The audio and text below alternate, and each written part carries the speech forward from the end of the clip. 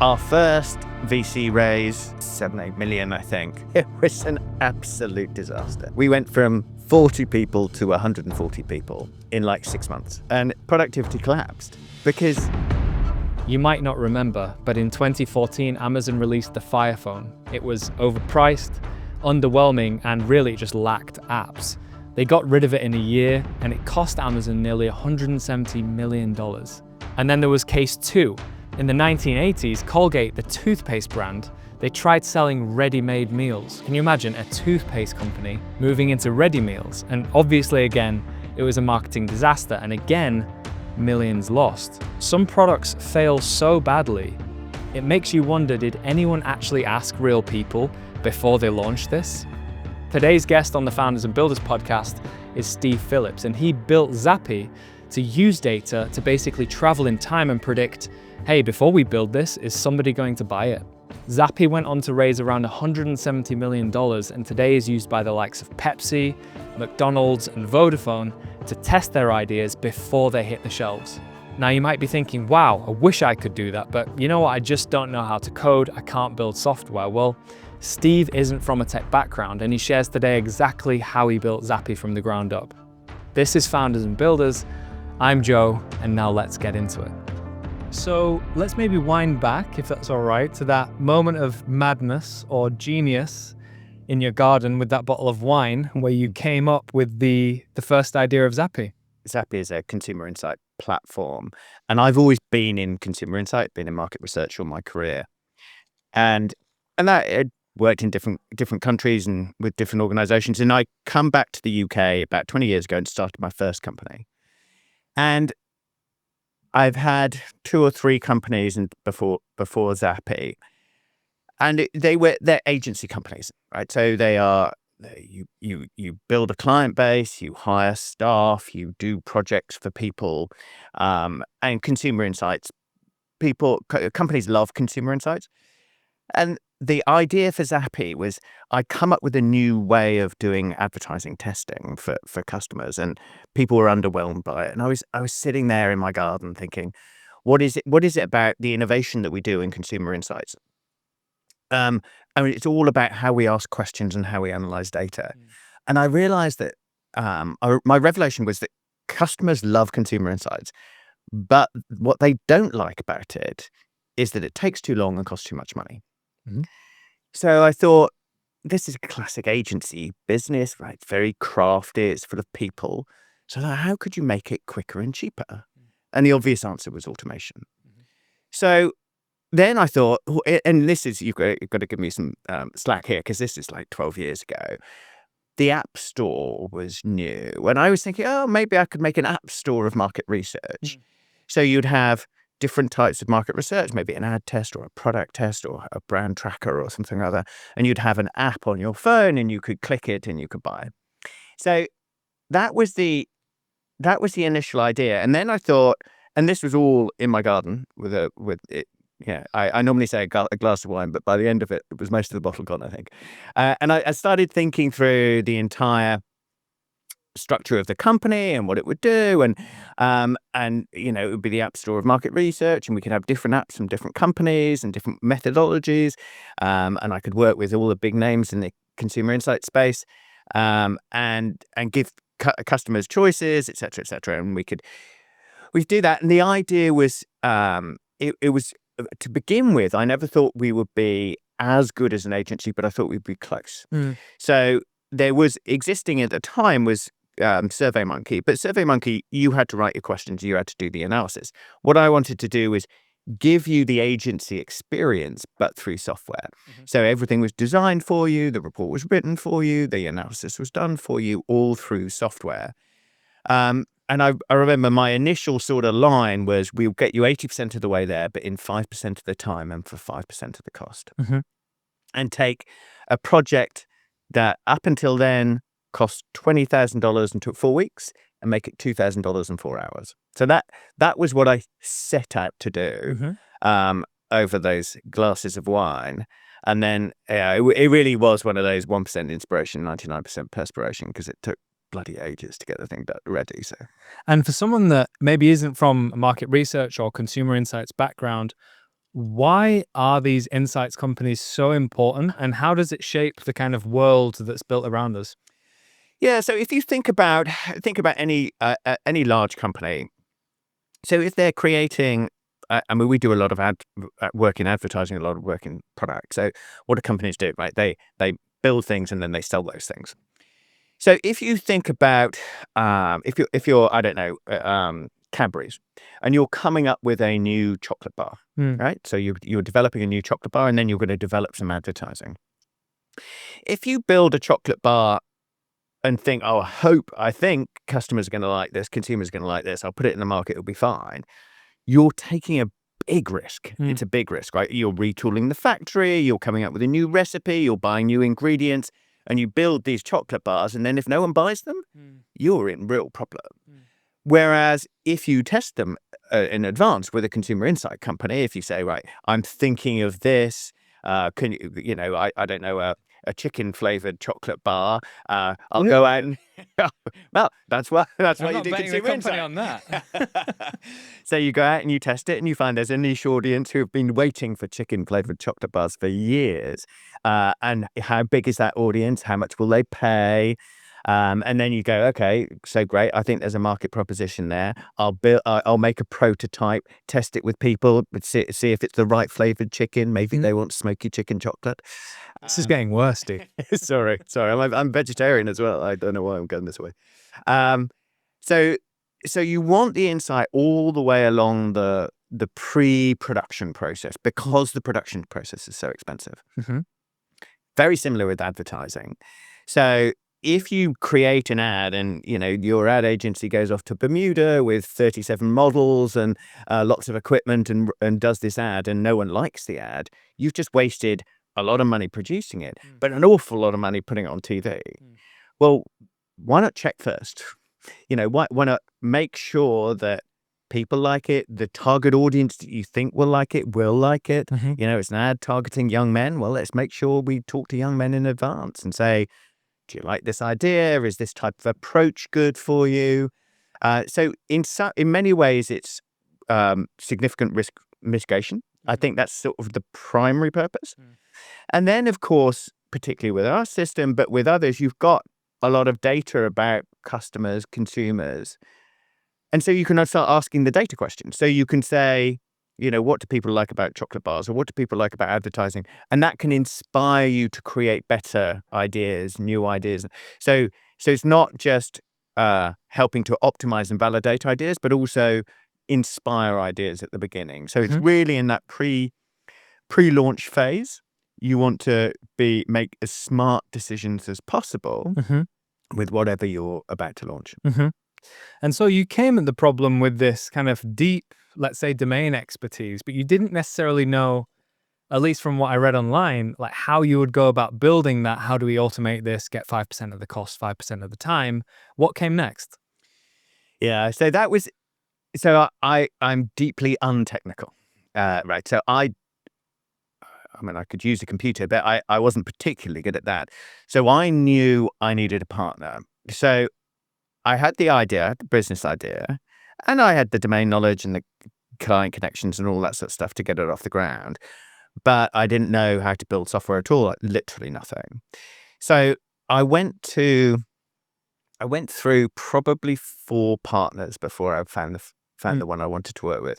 And interestingly, I went to people in the insight space that I knew who had technology divisions, because my company at the time had no technology division. And every one of the 4 said, yeah, we'll help you. But what I realized subsequently is that it wasn't existential to any of them. And they were all mid-size or larger companies.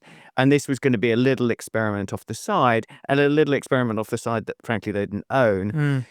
The annoying thing was that they all wasted time. So I pitch it to the idea to them. They go, yeah, that's a great idea. Yeah, we'll help you with it.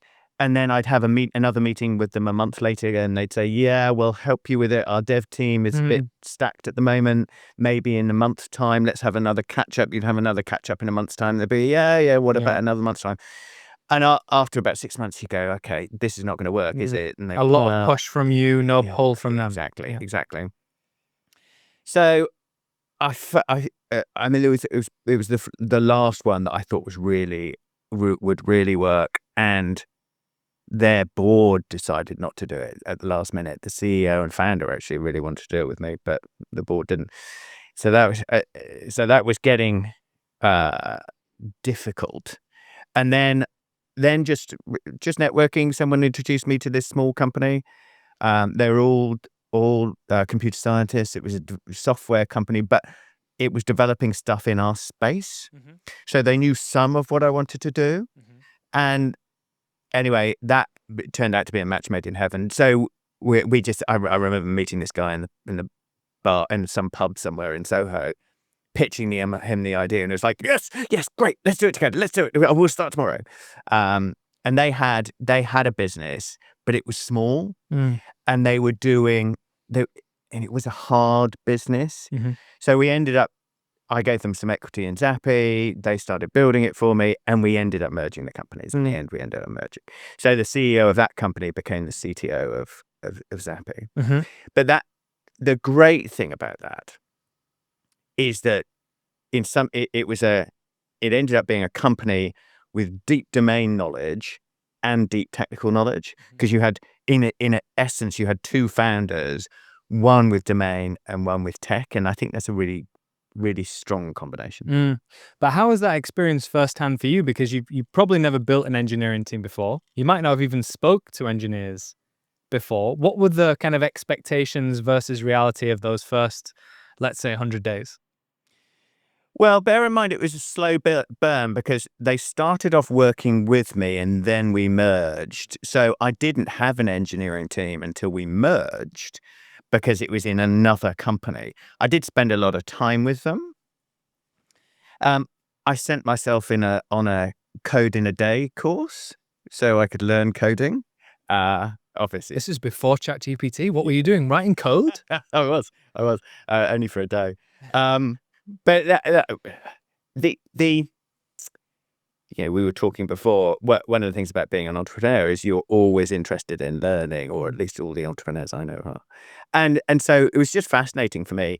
I was building a company. This is my fourth company.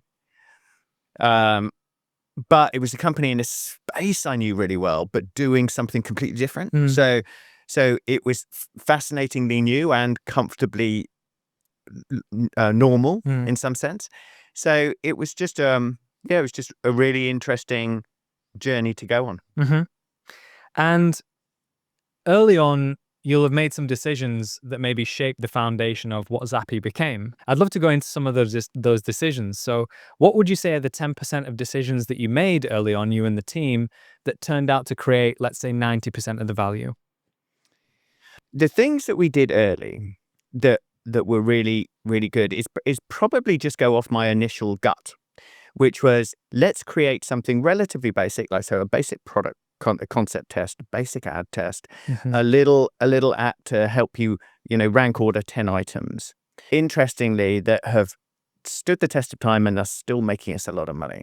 And then a lot of the more complex, sophisticated ones that we thought, this is going to be so much better,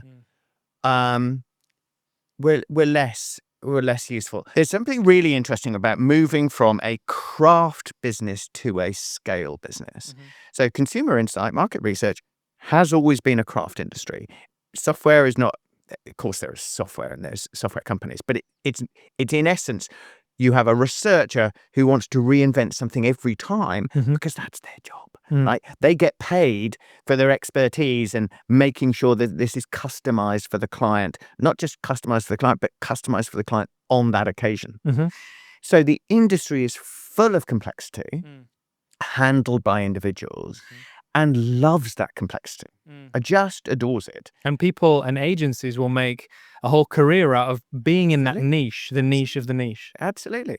So what Zappi did right at the beginning, not deliberately, but was getting rid of all of that complexity. I thought it was just to launch effectively, and then we get some of the complexity back.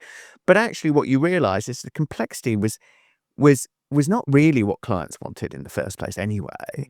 It was what researchers, just sort of the craft people, put on it, because that was who they were. Um, so just getting rid of all of that and creating a scalable system was by far the most useful decision we made. So that's kind of like product direction. What else comes to mind when you think, early decisions that we made that have held constant throughout as Zappi's grown? The interesting thing was that my co-founder, the guy who was running the other company who became the CTO, Dave, he's very, very focused on culture. And actually, so was I. And we had this belief that we should hire smart people, give them problems, and allow them to create the solution, and be very as non-hierarchical as possible, as deeply engaged with them as we could. Just hire adults, give them responsibility, allow them to make their calls themselves. And so it's probably more of that side, I think, that was valuable, rather than specific technical decisions or specific product or market decisions, because those change. Those changed over time. Yeah, this idea of like building a culture where you're connected to the people actually doing the work. Were there some kind of principles, or how did you work that into the everyday, every week running of the business, making sure you connected with the people building the product? Yeah, so we did a lot of stuff very deliberately. Every week we go out to, the two of us would take two people out for breakfast every week. Oh, I love that. Randomly, and we still do random connects at the company now. We do it through Slack because we're global, but I randomly connect with someone in the business every 2 weeks now. So I really like that type of approach. I don't manage at a top level. I tend to work on individual projects. So I tend to work very closely with individual teams. And that's true now, but it was true then.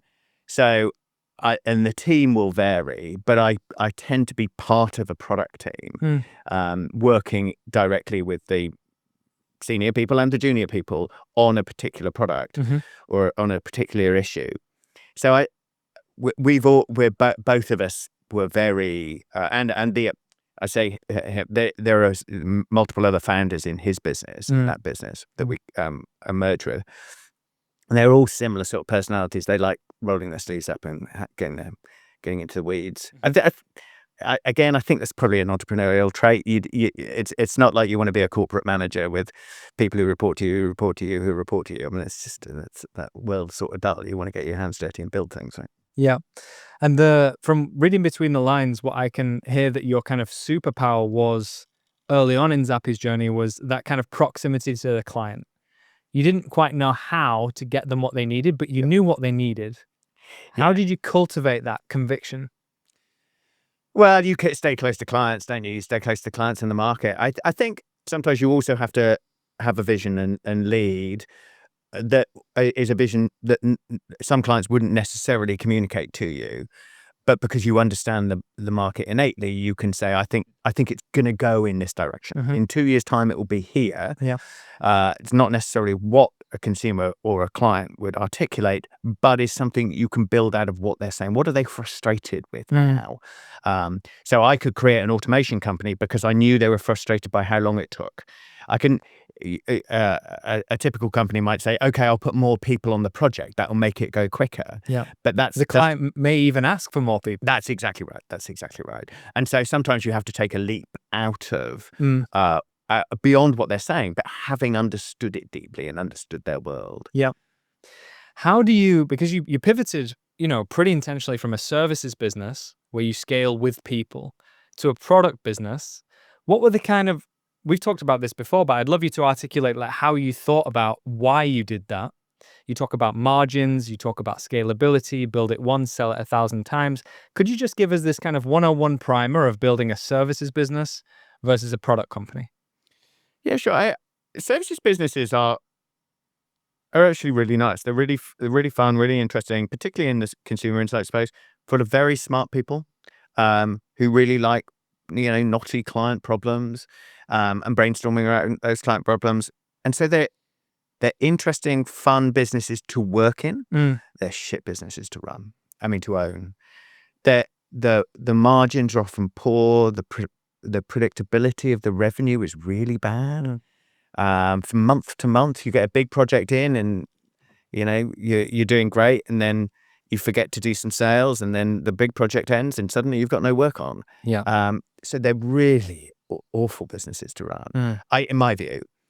And so when I looked at a technology business, there are challenges with tech, but you don't have any of those types of challenges. The margin should be much bigger. The scalability should be much bigger. The stickiness should be much bigger if you integrate it into workflows.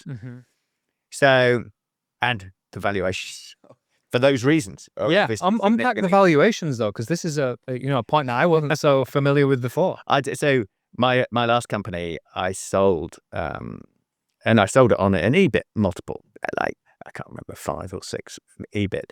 So let's say you're making 20% profit, five times 20%, you're at sort of 1 times revenue. You're basically selling for.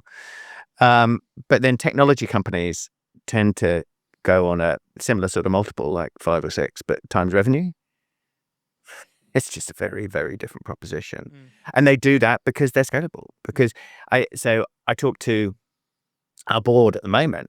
So we'll do 80 million or something or other this year, and on maybe 280, 290 people.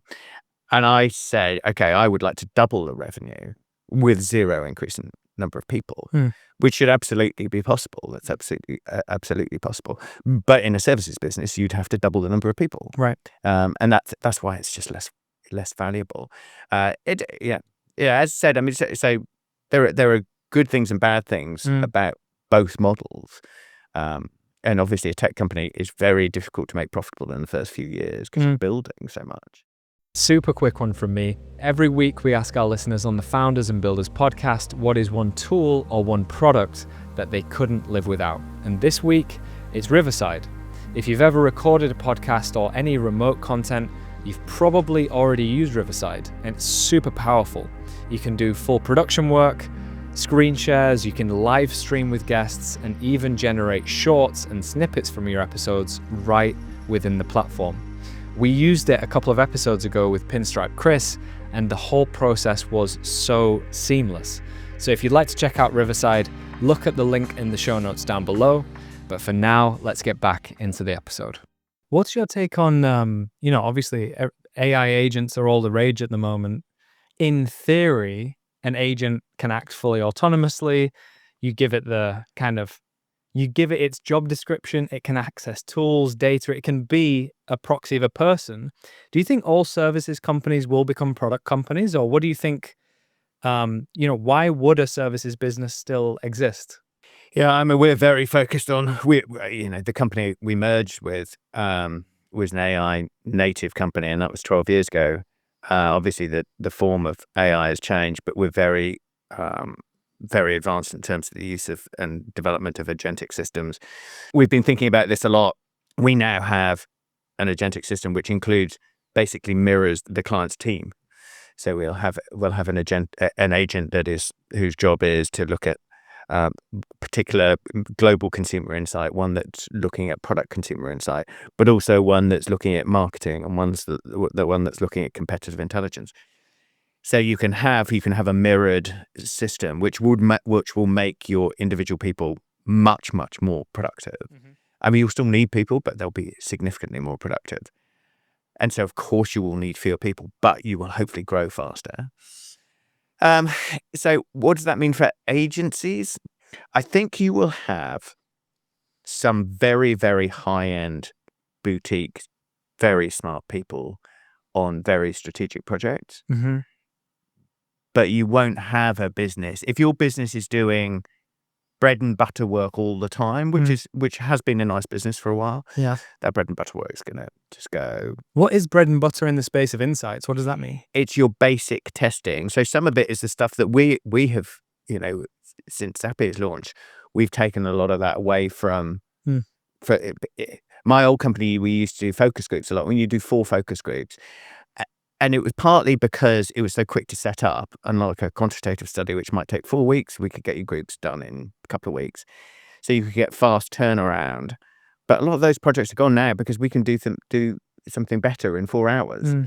So the markets change and companies adapt. That's just part of the process. It's happening very quickly now.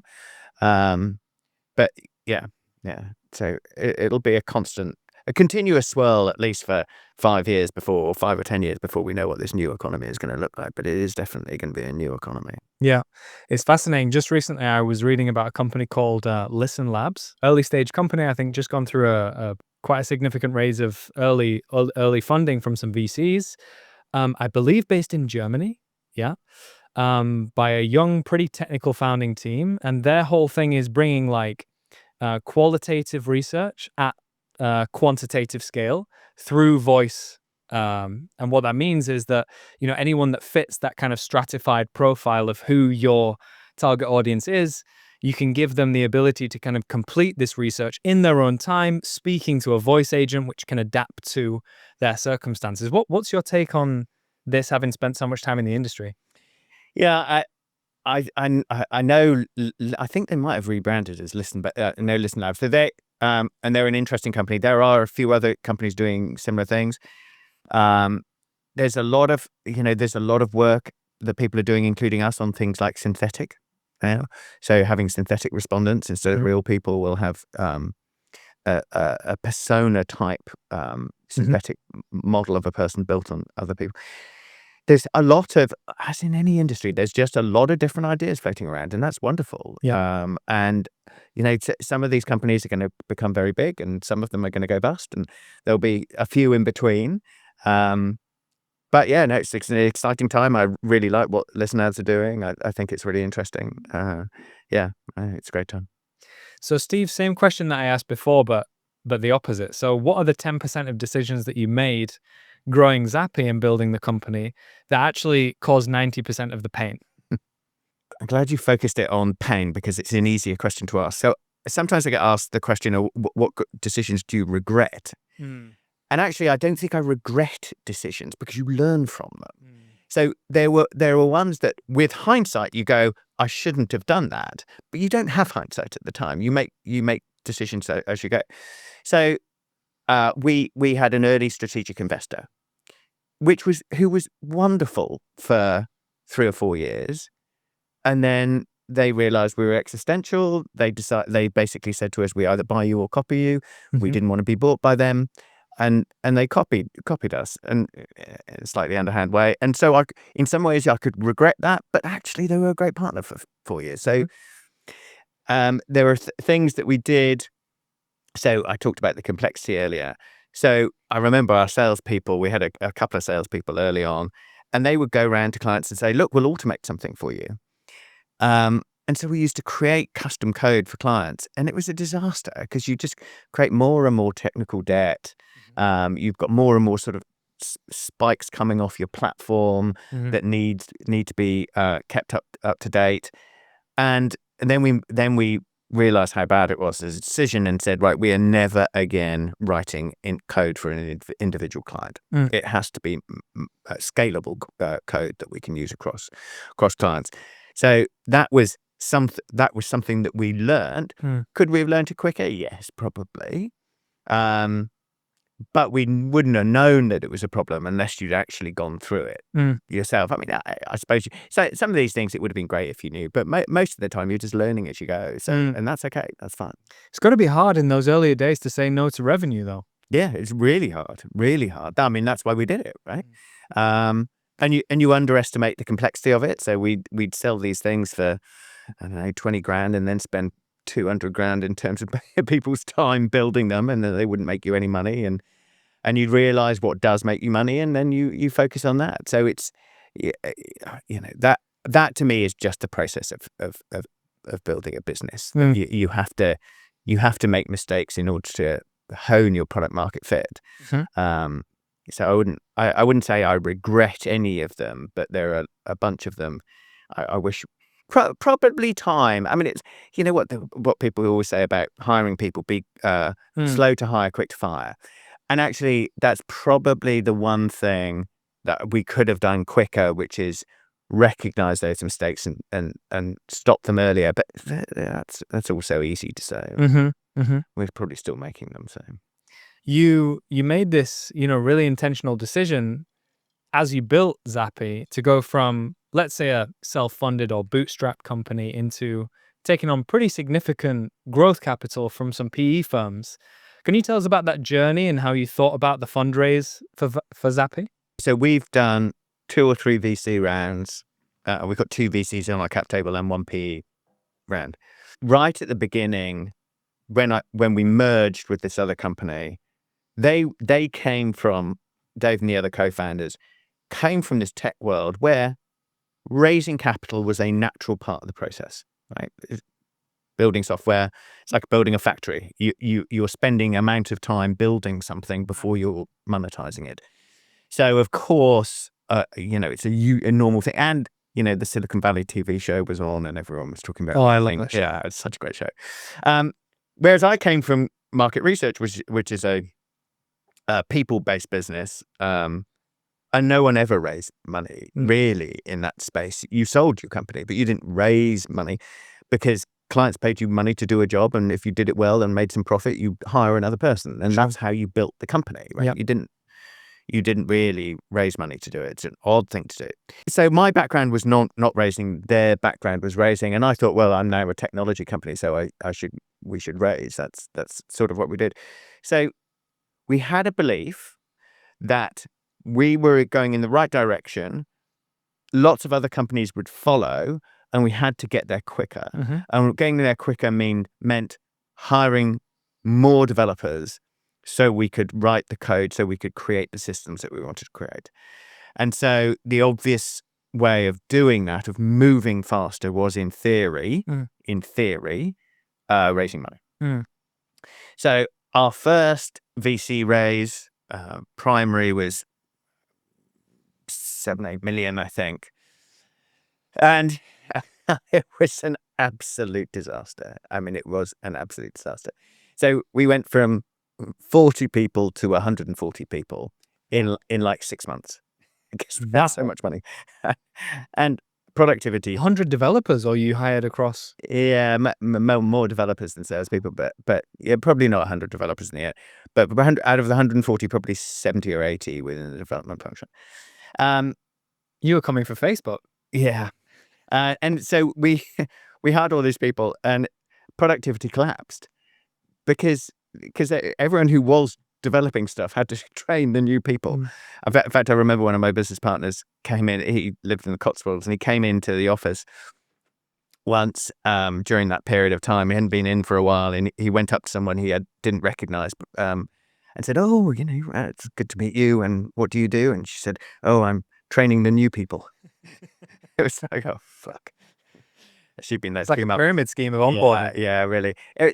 And the nice thing about it, it was a happy ending in the end, because within a year, we had a lot of people who were young, smart, engaged, cared about the company, all of whom were then up to speed. Yeah. And then the productivity went through the roof. So it did sort of work, but I would not do that again. I would go from 40 to 50, and then 50 to 60, and then 60 to 70. I would never go from 40 to 80. So that was that was the first raise. Then we had to raise around the strategic that exited. So we basically lost 40% of our revenue almost overnight because they moved away. They were a customer first, then decided to be an investor, or? They were investor, they were in the consumer insight space, and they wanted to use our technology to help them go faster as an agency business. And then they decided to build their own system themselves. But we were running a lot of their work for them, and then it literally went overnight. So that was very painful, and we needed some additional capital at that point. So that's when we brought in the second VC.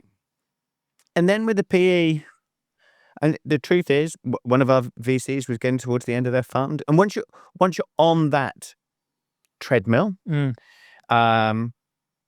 it's very difficult to get off it. The VC, who was a friend of mine, right? I say we got on very well, but their fund was towards the end, and so they needed to exit, or at least largely exit. So they needed an event. Well, what's that event going to be? It's going to be another round of something or other. So it was, in this case, we got to a size which was PE, and so in the event, they sold a lot of their equity so that they could fund their fund, which is, it's the way it works. So the new PE as well is very good at scaling companies from the sort of 50 million to 200 million, which is the path we're on. Different companies have different uses in different stages, I think, and different expertise. So. And working with a, VC versus PE firm, how does it feel to be running a difference pre and post taking that kind of growth capital? You guys have raised almost 200 million in total. Yeah. They're very different beasts, right? The early stage VC is, the thing that's similar about them is that they will both be funding like 10, 12 companies, right, within an individual fund.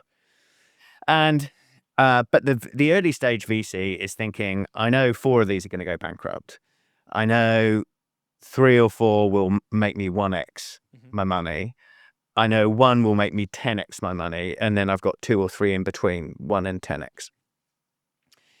So they're taking a lot of risk. And they, if 2 companies make 10x, then they're in clover. And if only 1 does, then they're okay. But if none do, they're in real problem. Whereas the PE is not looking at it like that. They're looking at it like, I'm expecting all 12 companies to make me money. Some might make me 2x, some might make me 3x, some might make me 3.5x. So it's very different. So, they're investing in companies that have got significant product market fit, significant revenue, significant client base, and it's about honing that machine, making it more efficient, more effective. They've got people. Our PE company has specialists in sales, specialists in product, specialists in engineering, specialists in go-to-market, specialists in marketing, et cetera, and they will help you and guide you.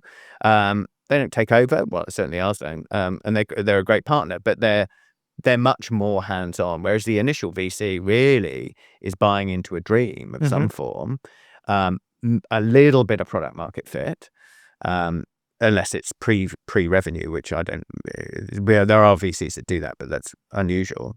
So it's just a very different approach. How did your approach of raising money change over time as you went through these rounds, if it did at all? We used bankers each time. So we had an intermediary. I know people don't. Some people don't, particularly actually in the US. They don't like bankers at all. But I find them very useful. They can have some of the hard conversations. If you don't want to have the row with the person that on the table opposite you, you can just get the banker to go and do it for you. And they can create this sort of buyer's tension. This momentum behind the raise. Yeah. So what's changed actually is just the size and scope of the bankers, to be honest. So the last one we used, Jefferies, very big investment bank, whereas the first time we did it, it was a couple of guys in an office in Mayfair, but they're very good. So there's a different number of zeros, but actually most of the process is sort of the same. You're spending more time on the pitch deck in the later time, but you're still doing a pitch deck and you're still presenting to a bunch of people and answering questions. So there's not. I don't think the process really changes. It just gets a bit bigger. And I think it was in 2024, you made a transition from, founder and CEO of Zappi into Chief Innovation Officer. And I think you brought in Aaron, that's running the company as CEO. What was the thinking behind that? I said to the company right from the early stages, I founded the company. I'm obviously a significant shareholder and I'm also CEO. And I always said those are 3 different things, right? So founder has some sort of scope in terms of vision, I think. Shareholders sitting on the board and thinking about the long-term value of the company. And then CEO is running the company. I am, as I've said, I'm a serial entrepreneur. I like the early stage. I like the innovation. I am, and I said every year I would reflect on whether I was the right person to continue in that role, the CEO role specifically. I think companies go through different stages. You've got the 0 to 1 million, which is all about you and how hard you can work. And You don't need systems, you don't need processes, and nothing. And then sort of 1 to 5 is I've got a bit of product market fit. I'm going to see if I can bring in a few people. I don't want to be doing everything, but the truth is, if you leave, the company will probably go back to 0. And then between 5 and 20, it's really beginning to be a company in and of itself. It needs structure. It needs some sort of systems. Still dependent on a few key people, but it's becoming more of a scalable company. And then 20 to 50, and then 50 to 200 in my head. And I think I stayed a bit too long in the CEO role because I think I'm good in those 0 to 20 phases. My head is not very, I don't go to, oh my God, what's the organizational structure and what is the HR policy structure and how do we do reviews? That's not what my head does. It's not what I'm interested in. I'll force myself to do it. What does your head do? It's the innovation stuff. So what I love doing is, I've got a new idea. Let's try and build it. So I'll sit down with engineers and write a plan for that, and they'll start building it, and I'll iterate with them. So that's the exciting bit for me. That's the interesting bit for me. So I think probably at 30, 40 million, I should have had either a really great COO or brought in a CEO at that stage. And I agreed this with the PE, and we went out and Aaron is brilliant. He's got an MBA from MIT, right? The complete opposite to me.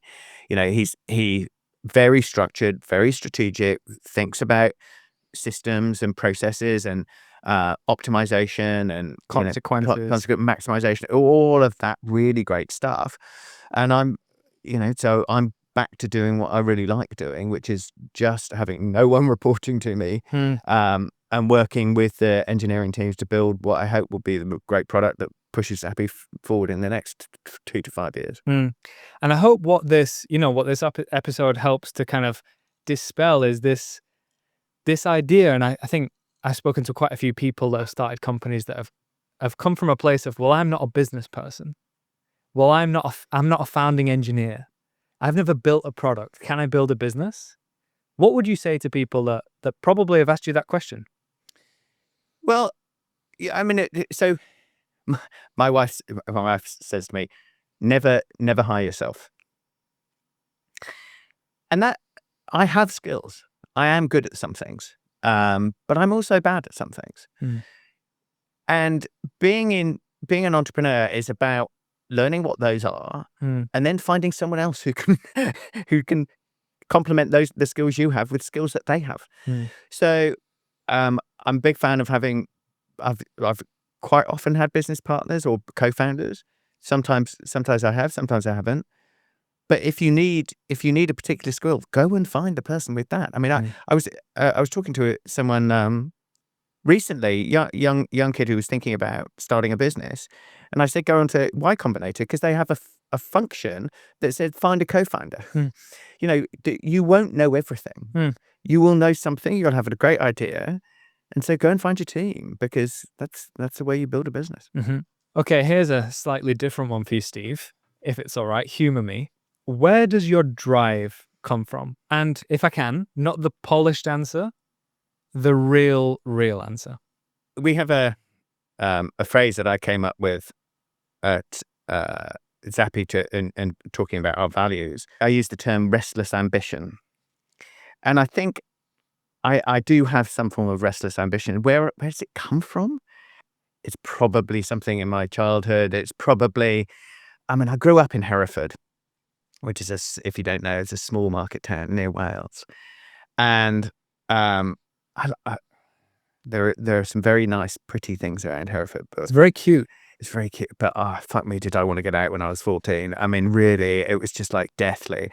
And I was so excited about going to cities and exploring new countries and going to different places, and so I've always been, I think, wanting to go out and try new things and do new things, and so it's I think it's just a personality characteristic. I don't think anything more than that. And how and why it happened to land on me, I don't know. I don't know. And that led you not only to starting companies, I think 4 of them, before Zappi, but also living in, I think, 4 different countries as Yeah. well. You've experienced New York, I think, on a boat in Hong Kong.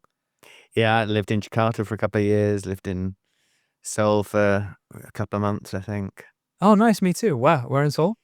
Well, so this was really when I was living in Hong Kong. I had to, we had offices, the company I was working with had offices in Taipei and Seoul. Both of them I spent a couple of months in because they needed someone just to help out for a couple of months. So I lived in someone else's apartment because they'd gone away to get married and gone on a long honeymoon or something like that. So I don't really know. I know it was vaguely near the American Air Base because Oh, yeah. I can remember walking to the American Air Base or close to it. Yeah, just in the north of the city. Beijing's- That's right. Yeah. It's A1. Yeah. Yeah. Yeah, awesome. Did you ever visit the DMZ between North and South? It's a long time ago. I don't think I don't think so. I think I looked at it. Yeah. But it was an odd. It is an odd. It's a pretty extreme experience. Yeah, I had a friend that went and they said they were wearing a Nike t-shirt. They weren't allowed to go into the kind of neutral zone between North and South Korea with any American branding on it. Right. So they were forced to wear, turn it inside out. Yeah. Who's inspired you in your journey and in your life?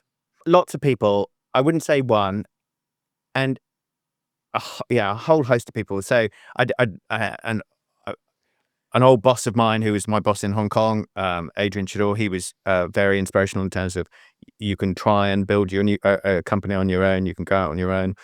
I think Dave, obviously my co-founder at Zappi, he's no longer with the company and he's moving on to something else, but he was very inspiring and really helped me understand technology and potential for it, but also helped me think about culture. But every day I'm inspired by people I'm working with, the junior developers who come up with a good idea. I mean, you can get great ideas from anywhere.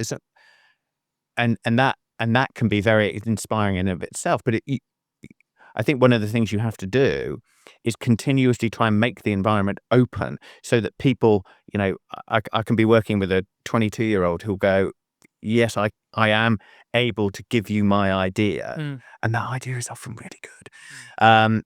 So I would say I'm constantly inspired by people. Yeah, I read this blog post recently that says that 2025 is the year of the ideas guy or the ideas girl. This whole idea that the how I build it is massively collapsed. Yeah. We mentioned, before this started that you and your daughter were experimenting with a few ideas you had on Lovable. I mean, what do you think of the world that we're in right now and that kind of compression of what we can build? Yeah, it is really interesting. My daughter has ADHD and she had this idea for an app, so I'm helping her build it, mostly through funding it. We don't have a lot of money to build it. So part of the app is for people with ADHD to reduce their anxiety level. There are different types of games on offer at different for different anxiety levels. And so we were talking about this and we were trying to build it, but it was, from scratch with a developer, 5 years ago, we were saying it would have taken, £500,000 and a whole team of developers in 6 months. But I came across one of the vibe coding sites and then it suggested that she try it.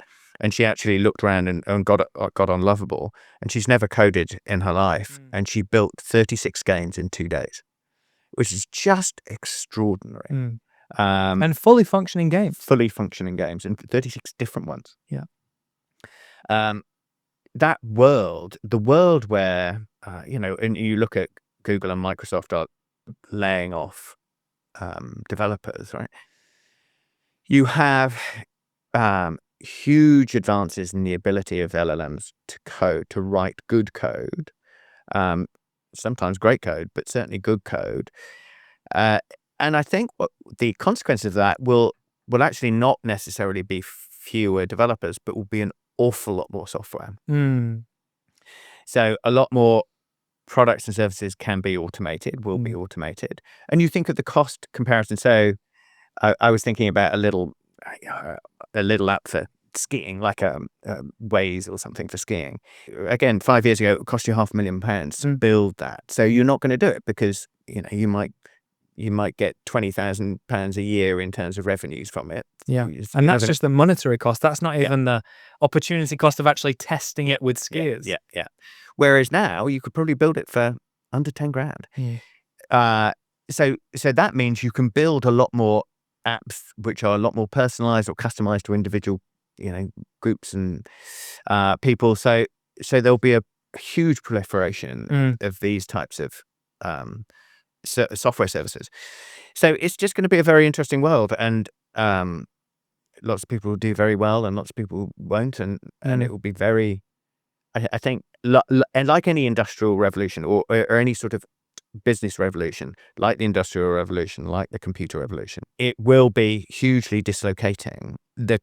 I think it will be much quicker this time. It's still, behavior change still takes time, so it will be 5-10 years, not 1 or 2 years, because it takes a while to filter these things through. And lots of people do very well, and lots of people won't. And I just urge anyone listening to get as close to this stuff as possible, because it's the people who are close to it that will do well. Yeah, the analogy that I love, you mentioned Lovable. It's similar to what we saw between Adobe and Canva. Everyone thought in the early days of Canva that it's basically just Adobe but in the cloud. Okay, so it's just going to give faster, easier, better user experience for designers. What really happened was everyone became a designer. Yeah. So many changes like that, and so many use cases with LLMs that are just going to revolutionize pretty much every industry. My brother is a professor, and he lives in Texas, but he was over here last week, and he's a philosopher, and he specializes in Sedgwick. Very, very specializes in what, sorry? Sedgwick, who is like a 19th century vicar who is also a philosopher of ethics.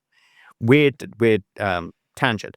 But anyway, Grok 4 had just come out, and he was poo-pooing LLMs and saying, these students, they can't really they always use them, but they come up with generic answers, blah, blah, blah. So I said, okay, let's test Grok 4.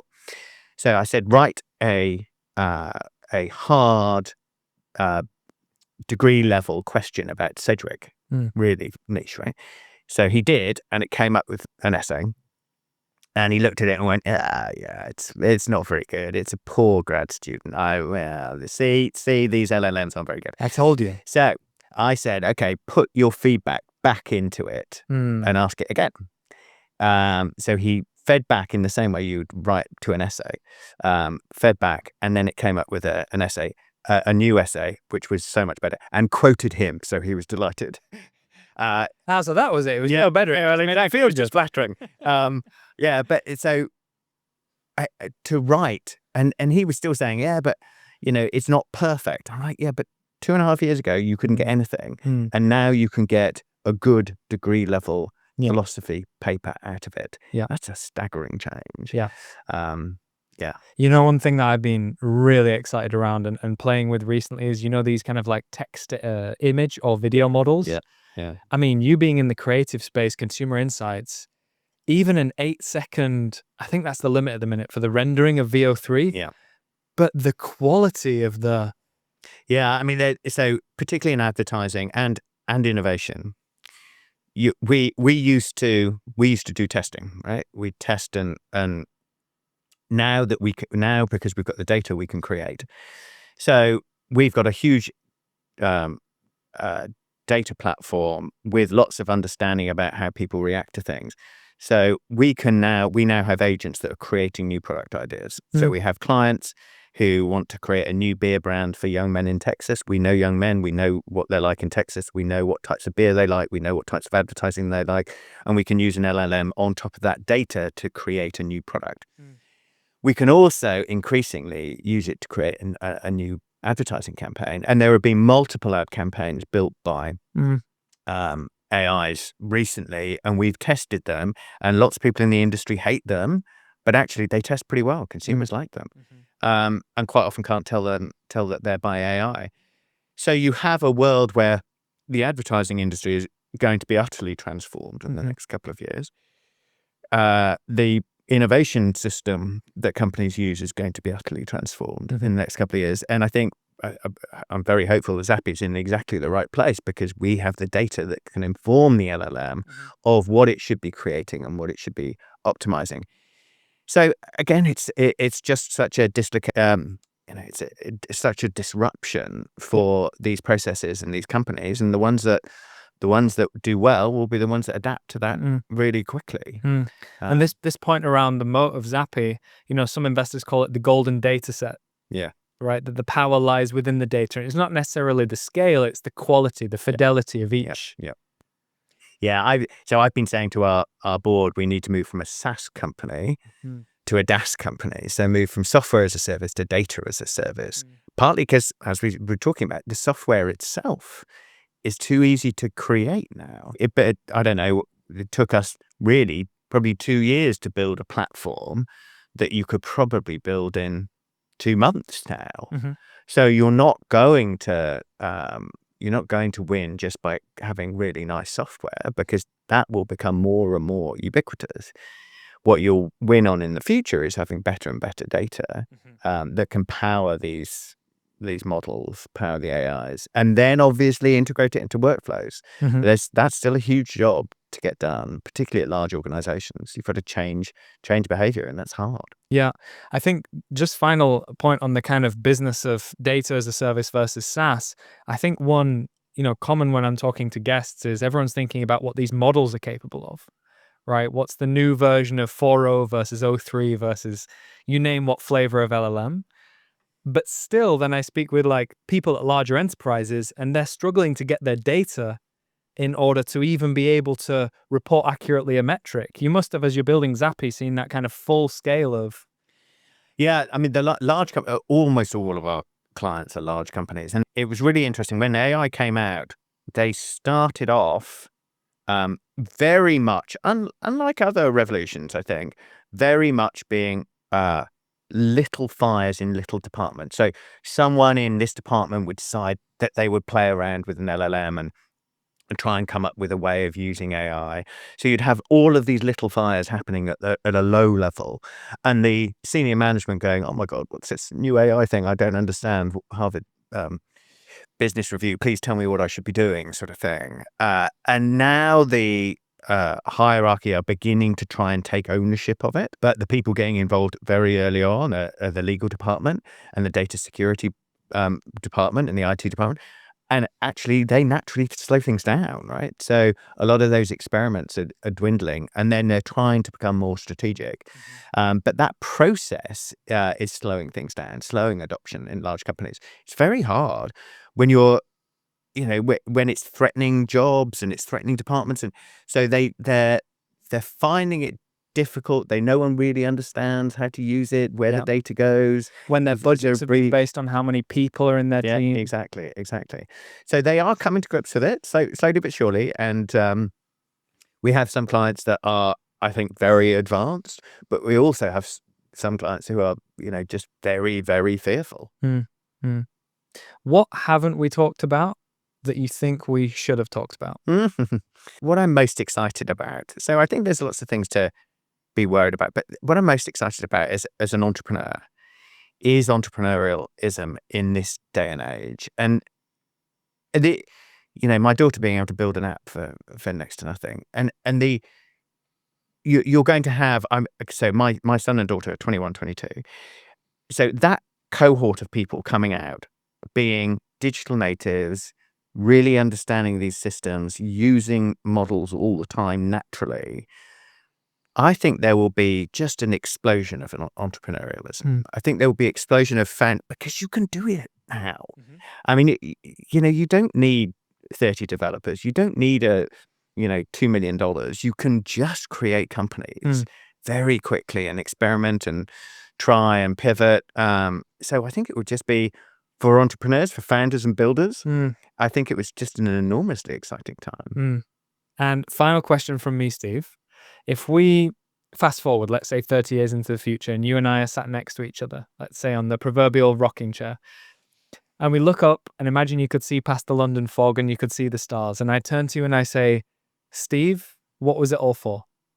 I enjoy it. I enjoy I enjoy being an entrepreneur. I enjoy creating companies. I enjoy working with other people. It's fun. It's nothing more than that. And by the way, I'm also a big fan of longevity, and looking at longevity. So I think I won't be on a rocking chair. I will de-age my cells. Brian Johnson style. We're going to live forever. Exactly. I'll be affecting, my body will be 27 years old in 30 years. How old does it feel now? It feels probably about 50, roughly what I am. Okay, we need to hurry up. Exactly. Steve, this has been so much fun. Thanks for coming on. It's been a pleasure, Joe. Thank you.